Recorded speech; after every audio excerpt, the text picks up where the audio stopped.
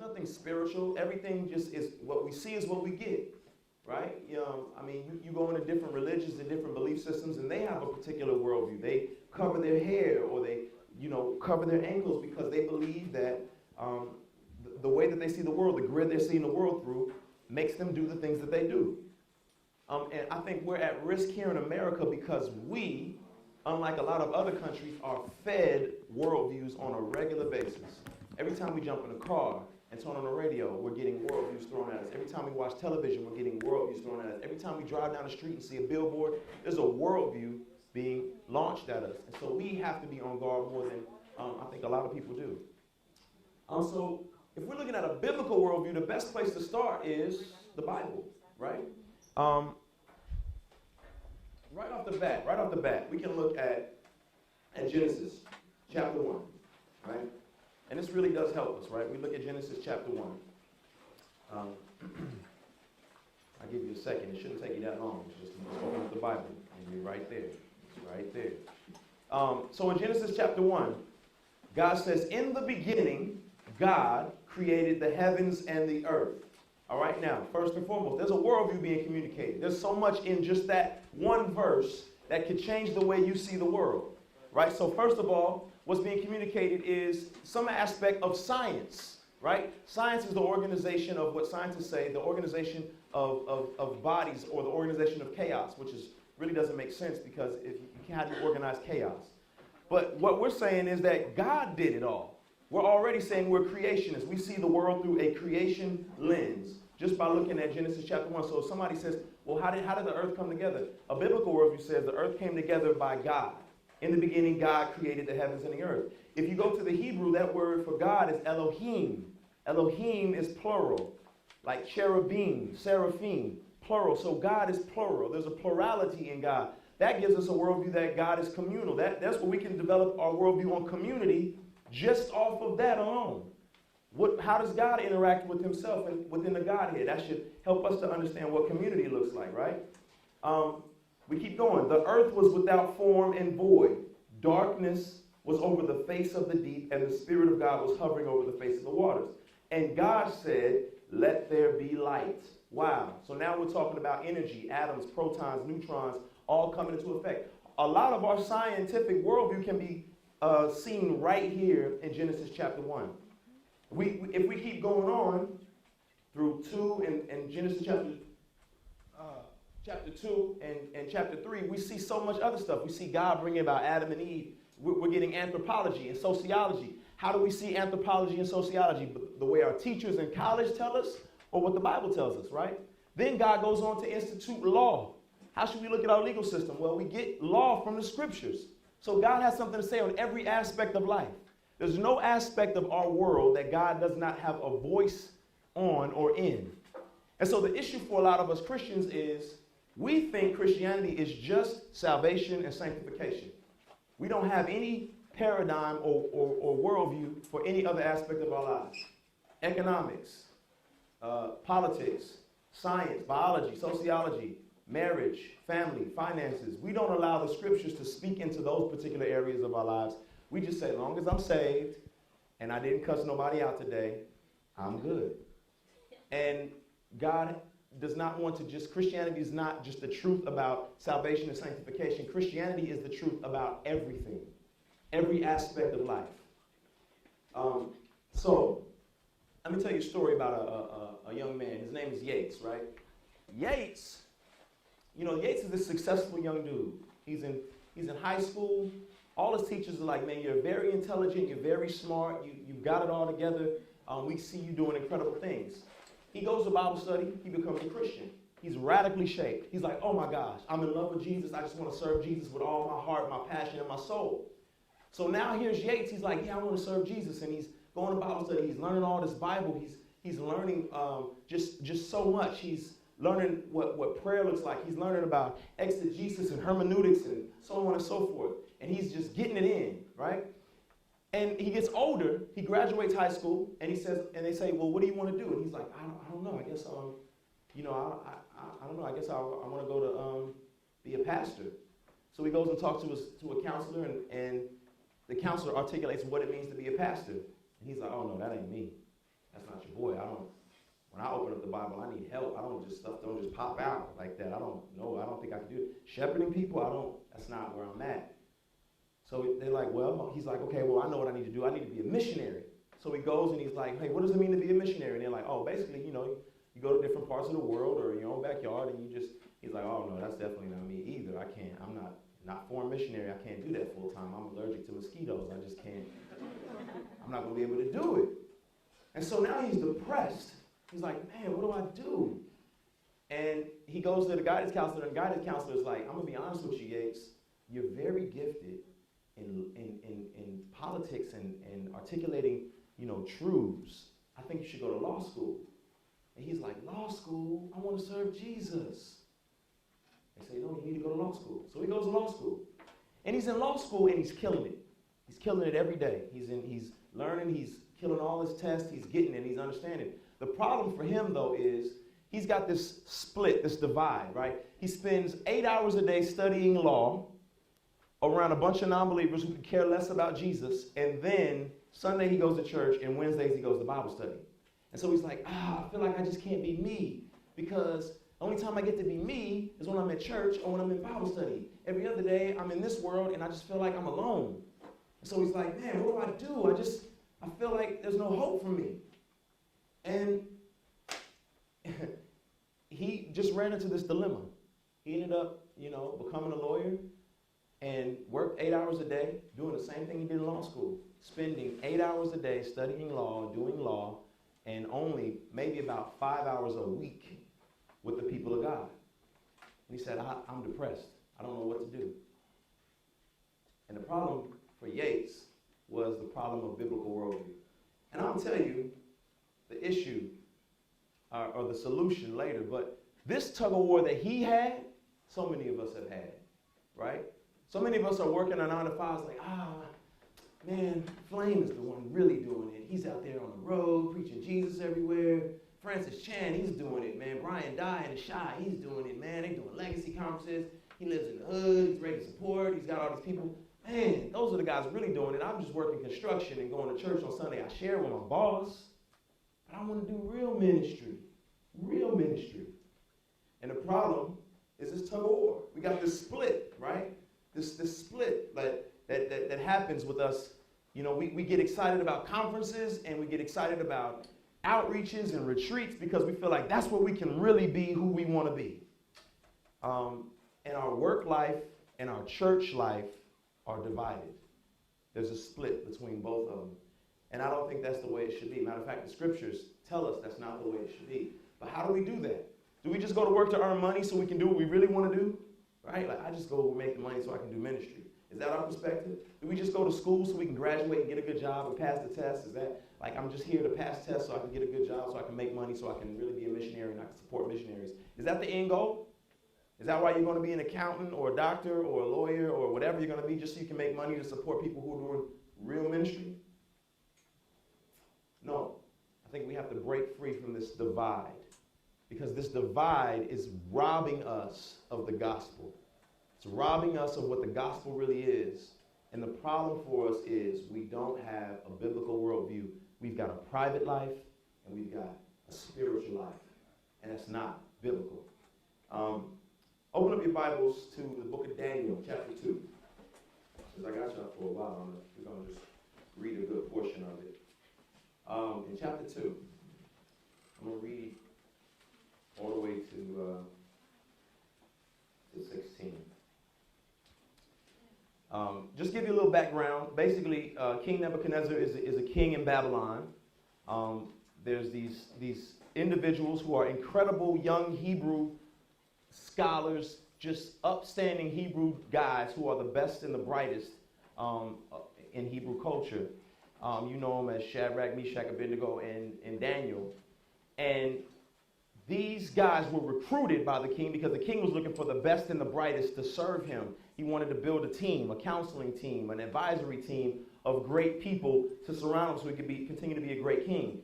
Well, these guys, Daniel specifically, stands out because he says, you know what? I want to do things a little bit different than the way you want me to do them, but I'm still going to get the job accomplished. I'm going to change up the game a little bit. I'm going to eat vegetables instead of the king's meat, but I want you to see that it's still going to be beneficial. I'm still going to be a great advisor. Just test me in this. And so the king's got this crew of advisors around him. Some of them are Hebrew guys. Some of them are just pagan dudes. Some of them believe in God. Some of them don't. Some of them are magicians and sorcerers. And he's just got this whole crew of people around him. And then in the midst of all this, he starts having dreams. Now, dreams are very significant in this culture because a dream was like nine out of 9 times meant something is going to happen. They took them very seriously. And the interpretation of those dreams was very important. But it was very pagan, right? To interpret a dream was not like a godly thing to do. Godly people don't interpret dreams. That's like going to see a psychic, right? So let's read. In the 2nd year of the reign of Nebuchadnezzar, Nebuchadnezzar had dreams. His spirit was troubled, and his sleep left him. Then the king commanded that the magicians, the enchanters, the sorcerers, and the Chaldeans be summoned to tell the king his dreams. So they came in and stood before the king, and the king said to them, I had a dream, and my spirit is troubled to know the dream. Then the Chaldeans said to the king in Aramaic, O king, live forever. Tell your servants the dream, and we will show the interpretation. The king answered and said to the Chaldeans, the word from me is firm. If you do not make known to me the dream and its interpretation, you shall be torn limb from limb, and your houses shall be laid in ruins. But if you show the dream and its interpretation, you shall receive from me gifts and rewards and great honor. Therefore, show me the dream and its interpretation. And they answered a second time and said, let the king tell his servants the dream, and we'll show its interpretation. The king answered and said, I know with certainty that you're trying to gain time, because you see that the word from me is firm. If you do not make the dream known to me, there is but one sentence for you. You've agreed to speak lying and corrupt words before me till the times change. Therefore, tell me the dream, and I shall know that you can show me its interpretation. The Chaldeans answered the king and said, there's not a man on earth who can meet the king's demand, for no great powerful king has asked such a thing of any magician or enchanter or Chaldean. The thing that the king asked is difficult, and no one can show it to the king except the gods whose dwelling is not with flesh. But because of this, the king was angry and furious and commanded that all the wise men of Babylon be destroyed. So the decree went out, and the wise men were about to be killed, and they sought Daniel and his companions to kill them. Then Daniel replied with prudence and discretion to Arioch, the captain of the king's guard, who had gone out to kill the wise men of Babylon. He declared to Arioch, the king's captain, why is the decree of the king so urgent? Then Arioch made the matter known to Daniel, and Daniel went in and requested the king to appoint him a time that he may show the interpretation to the king. Now you got a lot going on right there. First of all, like I said, the king was like, I need my dream interpreted ASAP, because I know it means something, and you need to bring this to my understanding. But he had a stipulation. He said, I'm not going to tell you what my dream is. And the reason why he didn't want to tell him was because if he was to articulate what the dream was, they might use it against him in order to overthrow him or in order to manipulate him in some way or the other. So he said, no, you're going to tell me what my dream is. I'm not going to tell you. And if you don't tell me, I'm going to kill you. Well, they didn't tell him. So he said, well, all y'all got to die. Everybody's dying. Now, wise men, magicians, sorcerers are dream interpreters. He's asking for psychic help is what he's asking for. The last person you would imagine to step in and articulate this guy's dream would be someone who believes in the Most High God, right? The last person you believe to give a psychic interpretation would be someone who associates himself with the God of the universe, our God. And so they say nobody can do this. And let's look at, Daniel. What Daniel does is he says, you know what, I'll do it. I'll interpret the dream. And he prays to God.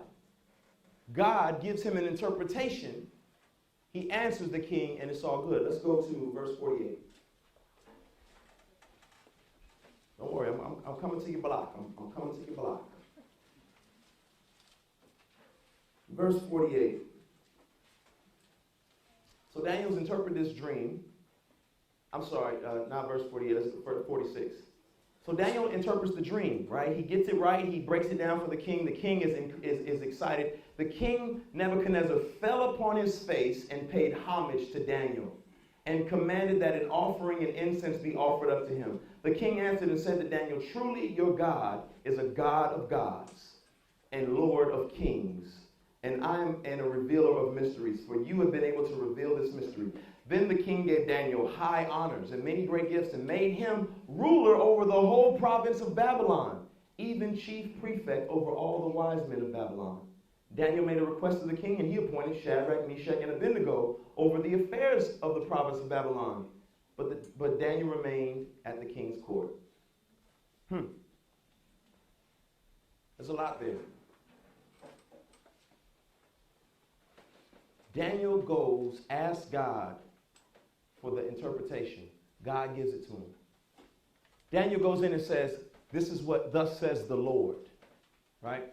Here's what you wanted. Let me give it to you. I got this from God. It's not me. I got it from God. The king is blown away. He's like, you got it. You're dead on.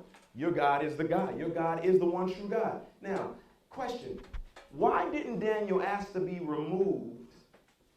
Like, why didn't he say, well, since I interpreted your dream, can we go back to our homeland? I don't want to work for you. You're an evil pagan king. Why didn't he do that? Why did he say, sure, I'll stay and work for you. I'll stay here and hang out with you all the time. So all the other God-fearing individuals, when they see me walking with you, and they're like, why are you walking with that evil pagan king? Girl, I heard you work for him. He ain't saved. He ain't saved. Why did he do that? Why stay and be a blessing to pagans and become an advisor instead of becoming an advisor for the Israelites?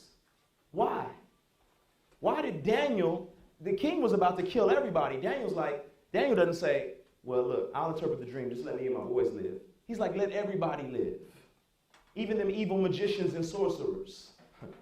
Let them all live. Don't kill them. You know why? Because Daniel saw his role just as spiritual and godly and God-glorifying as being a priest in Israel.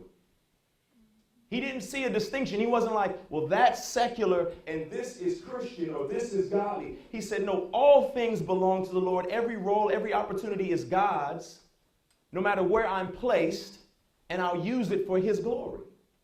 The real ministry isn't just what the priests are doing. There's ministry to be done here. And we see what happened. He became an influencer of the influential. He started bringing in a biblical framework for how stuff was to be done in Babylon. We saw this happen with Joseph. Y'all remember what happened to Joseph? Joseph got promoted, and Potiphar says, hey, you know what? Why don't you be my number one, my ace boom coon? You give me all the insight. Joseph is saying, okay, cool. Now, Joseph is working for one of these evil pagan cats as well. But he's bringing to the table a godly perspective on how things should be done in Egypt. He's influencing the influential. See, a lot of us as Christians, what we tend to do is we try to clean up the oil spill. We say, oh man, look at the effects of sin. Let's try to clean this oil spill up. But some of us need to be hanging out where the oil starts coming out at. We need to be on the ship where the oil is being leaked. And we need to be the cure coming right outside of the ship with the oil leaking into the rest of the world. So that the solution is coming right out with the poison. The solution is coming right out with the poison. We're not just scrambling to try to clean it up. We're coming right out like, oh, no, I know what's coming, and we're coming with it. And it's not as harmful as it would have been. It's not as potent as it would have been because we're coming up and diluting it when it hits you.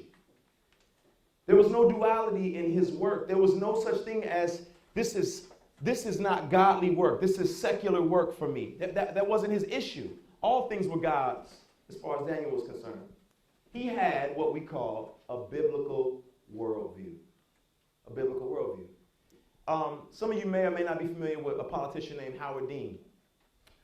Howard Dean was running in political office, and he wasn't necessarily known for being a Christian until it was time for him to start running. And then he started, oh yeah, I love God, love the Lord. And he may have, sincerely, I don't know. But then they questioned him. They said, well, Howard, what's your favorite New Testament book? And he said, oh, the book of Job, absolutely.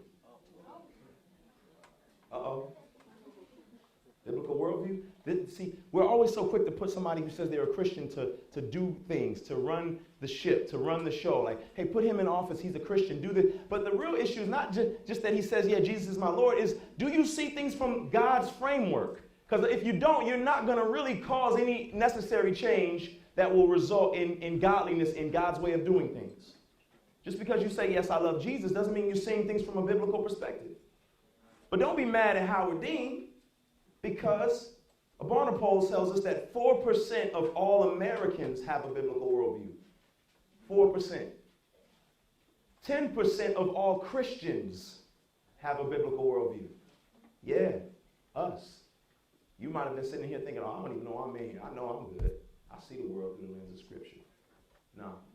10% of all Christians in America have a biblical worldview. 38% of American adults believe the whole Bible, including the Old Testament, was written after Jesus' death. They think the Bible was written after Jesus died. 38%. 38% didn't know Isaiah was in the Old Testament. 49% believe the Bible teaches that money is the root of all evil. No, the love of money is the root of all evil. My grandma used to say it all the time, boy, the money, the root of all evil. I was like, man, I guess it is. I don't know it. I like it. 12% of American adults believe that Joan of Arc is Noah's wife.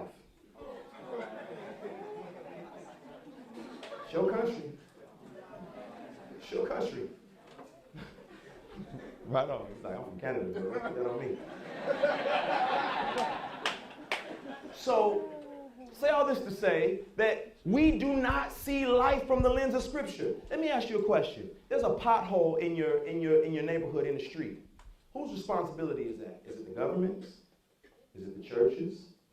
Is it yours? What? Think about it.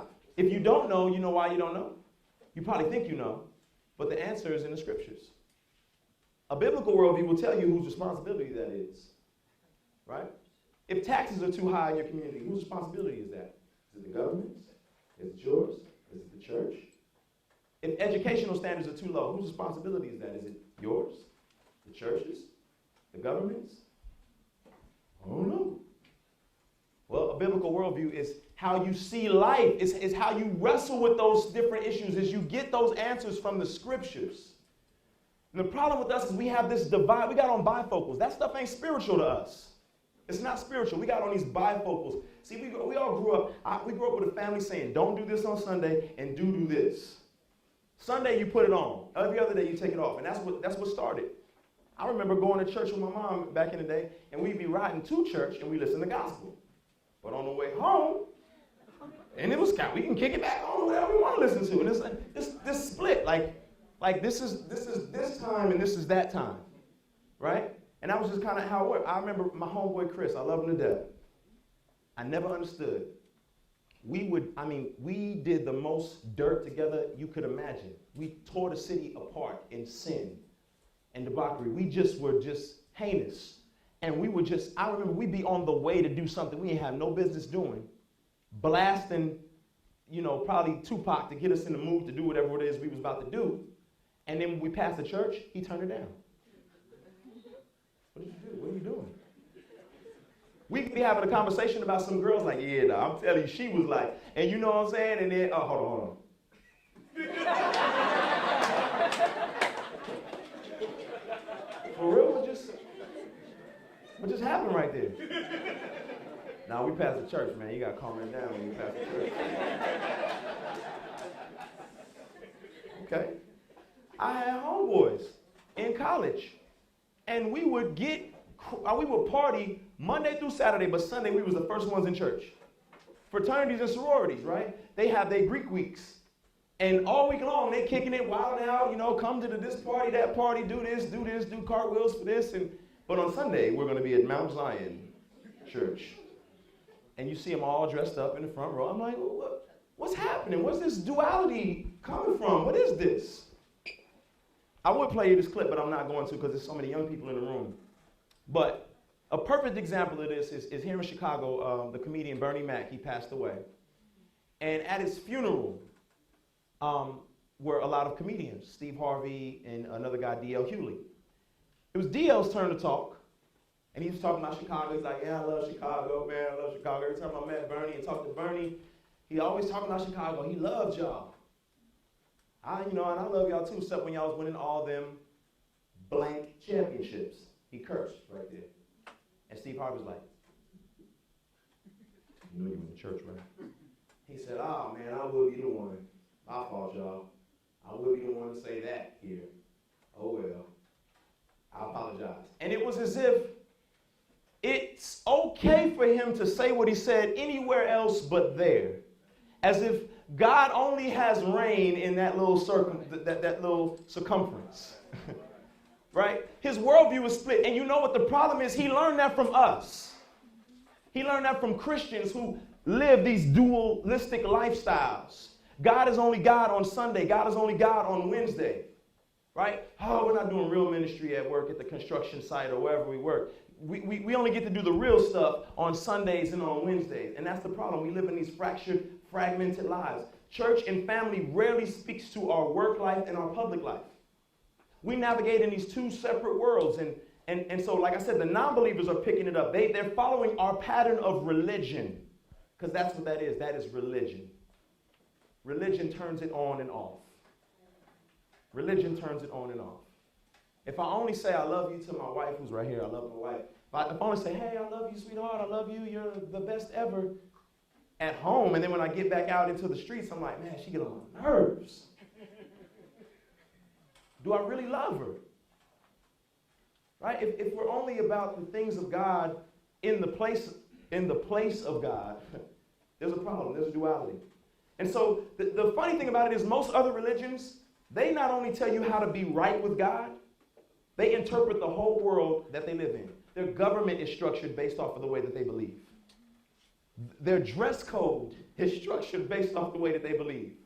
Like, their faith is not just the truth about how to be right with God. Their faith is the truth about every aspect of life. Christianity is total truth. It's not just religious truth. Christianity is truth about every aspect of life, not just how we're made right with God, not just how we grow, not just how we can exegete the scriptures and our hermeneutics.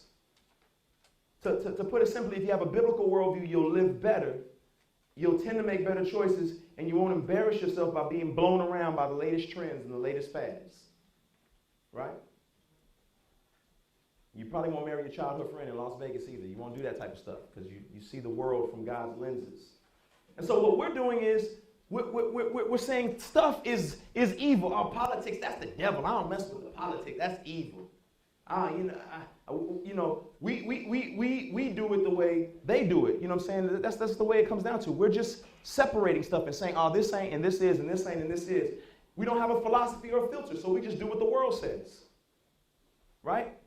We say, I don't really know how politics goes, so I'm going to leave it alone and say it's the devil, or I'm going to just do whatever it says to do. I see this all the time in entertainment. There's a lot of Christian entertainers, right? And they're Christians, but they're doing mainstream music, or some would say secular music. Their content may not necessarily endorse Jesus, but it doesn't necessarily oppose him either. But the problem for them is they're Christians and they don't have a filter for how they should navigate in this world, right? Jennifer Hudson, love her. She's a great person, probably a solid believer. She's a professing Christian. But I saw this happen with her. I saw her take a stand on homosexuality. She said, I don't agree with homosexuality. She took a stand, said, I don't believe it's right. I'm a Christian. It's not okay. However, when the media ate her up, her publicist came in and said, Jen, you tripping. You can't say that. You don't lose fans. Now, her filter was, I don't know, how do I navigate through this? Because this is my career. This is music. So you're right. I need to keep your faith private. Don't do all that stuff. Just sing the songs. Keep your faith. This is work, okay? This is work. And so she goes back and she backtracks her statement and she says, well, I'm just saying that's not okay for Jen. Jen don't care about what you do, but Jen don't do that. I got lots of friends who are gay. And she basically endorses it because she didn't have a filter. a filter that helps her to say, well, how should I operate in this world from a biblical paradigm? And so the problem is PR people are telling us what to do and not the scriptures, right? The problem is we're at work and we're letting the corporate culture tell us what to do and not the scriptures. And we're missing out on the gospel's power of redemption, redeeming things for his glorification. So there's a lot of different perspectives. Some people say, well, just leave it all alone, it's evil. Some people say, man, go in there, man. Go in there, hang out with them, make a difference. Some people say, go in there and change the way they do things, right? Some people say, go in there and just preach the gospel. Which one is right? All of them. All of them are right. They're just unbalanced. So let's talk about the good, the bad, and the redeemable, right? What are we looking like? How much time we got left before we got a break? I'll go. 12:15 we break? It's 11 right now? All right, cool. So the good, the bad, the redeemable, right? To redeem. Let me break down what to redeem means. To redeem means to make something acceptable or pleasant despite its negative aspects. To buy back an item that was given. To make something that is seen generally wrong, right. So today I want you to take off the bifocals, right? Because we're going to try to close this gap, this great divide. We're going to look at this thing from God's perspective. So what's good and what's acceptable, right? Guns, knives, drugs, sex, like, are these bad? Are these good? What are these things? And this whole idea we have, this sacred secular split, this great divide we have, comes from Greek thought. Greek, specifically Plato, thought that matter, stuff, was pre-existing and it was eternal. So they thought it had the ability to resist God. Like, it has the ability to be evil in some senses. As Christians, we defeat that claim, right? Because we say only God is pre-existing. God is the only one. We saw it in Genesis 1. He's the only one. In the beginning, God. There was nothing until God made it. There was nothing. So stuff does not resist God. It's not pre-existing. Right? Psalm 24:1 says, the earth is the Lord's and everything therein. This is God's planet. Stuff doesn't rebel. People rebel. We'll get to that. Genesis 1, God repeats over and over again in his creation. He says, it is good. What does he say? It is. He makes something that says it's. He makes something that says it's. Exactly. No part of creation is inherently evil. There was nothing that is made that is inherently evil. This microphone is not inherently evil. Right? Paul in 1 Timothy 4:4, he says, everything created by God is good, and nothing is to be rejected if it's received with thanksgiving. Everything, that's 1 Timothy 4:4. Everything made by God is good. Don't reject anything if it's accepted with thanksgiving, if you see it from the right perspective. Dancing is good. Right? Pants, good. Movies, good. Right? God is good. Nothing is to be rejected. If you're married in this place, and I don't want to be graphic, but intimacy is it's good. Just saying. We demonize stuff. Things are not evil. Things are not bad. You are not spiritual because you avoid or keep yourself away from certain parts of creation. It doesn't make you spiritual because you avoid that. I don't hang around those buildings. So you're more godly? I don't go to those movies. So you're more spiritual? Excuse me, I'm choking. It doesn't make you more spiritual, right? Dancing is good. I don't listen to music. It's evil. Is it? Is the music in and of itself evil? Does the music in and of itself have a spirit? Some people would like to think it does. We're going to get there. It's good. I can't believe Daniel's interpreting them dreams for them pagans. Dream interpreting is evil. I can't believe he's doing that. Why is he doing that? Interpretation is good.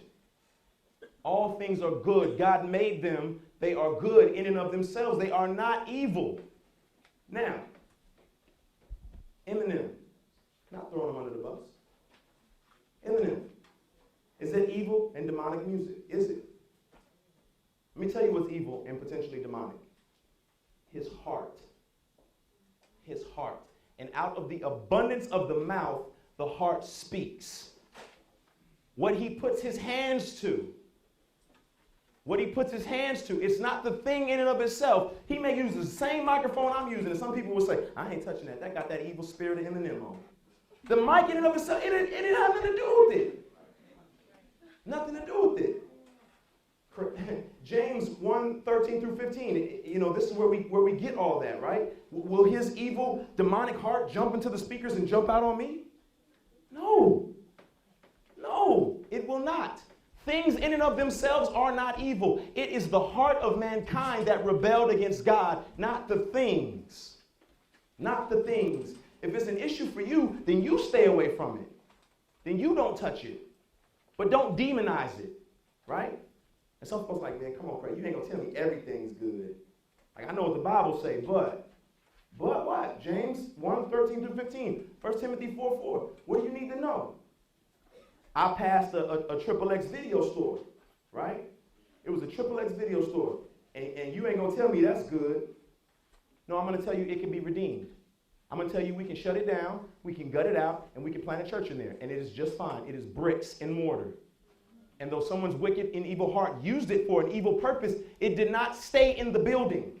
The building in and of itself is material. It is not pre-existing God. It in and of itself is not evil. The hearts of mankind used it for evil purposes, right? I'll give you another example. What's this? What is this? It's a knife, right? When you see this, what do you think? Jason, Freddie. You know why? Because the culture has given you a worldview on this and not the scriptures. God made metal, God made wood, and it is good. He gave it to us, and we can use it for his glorification, or we can use it for evil. It depends on where our heart is. We can redeem this. We can use this to serve up food for a whole community of individuals.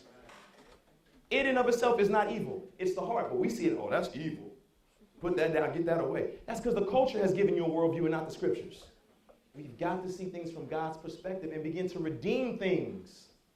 Begin to redeem things.